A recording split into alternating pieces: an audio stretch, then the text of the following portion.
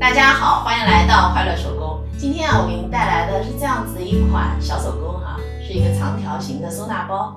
这个收纳包呢，我们可以当文具袋用。我呢里边搁的是绣线。这个收纳包开合呢非常的大，查找东西呢也很容易。我们还可以搁一些手工当中使用的长条形的工具接下来我就把它的制作方法分享给您。这个呢是咱们今天要做的收纳包的主体材料。我在面纸上烫了180克的铺棉，这是一个23厘米的正方形，然后我放了1厘米的缝缝，面纸一片，里子一片。这个是侧边的材料，它呢长度14厘米，宽度13厘米。我在上面烫了一个无纺衬这里也是两片上面都烫的是无纺衬。那咱们收纳包呢还需要一根20厘米长的拉链和一些包边带。这个包边带呢是鞋料，宽度呢是3.5厘米。准备好材料以后呢，咱们就可以开始动手制作了。首先呢，咱们把拉链两端这样子折叠，然后车几针固定一下接下来呢，我们把拉链给分开，在面子上边两侧呢搁上半根拉链。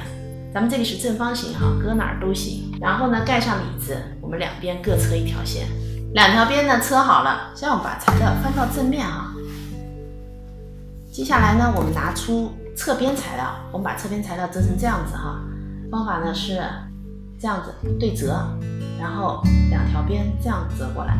这儿折过来的这个是光边我们把材料中心点对准这条边的中心点，再把它对齐，然后这儿车一条线，这边也是一样，两条线呢车好了。在车的时候，我在两端呢是留了1厘米没有车的。接下来呢，我们在这个1厘米上剪一个正方形。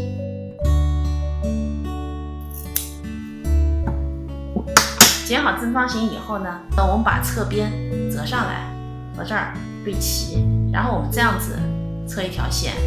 我们4个侧边呢都这样处理。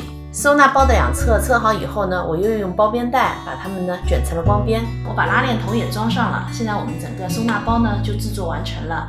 这个收纳包的长度呢是24厘米，我们小朋友使用的20厘米的直尺搁进去呢也是非常合适的。这期视频内容就是这些了，感谢您花宝贵的时间来看我的视频，记得要帮忙点赞哦。咱们下期再见。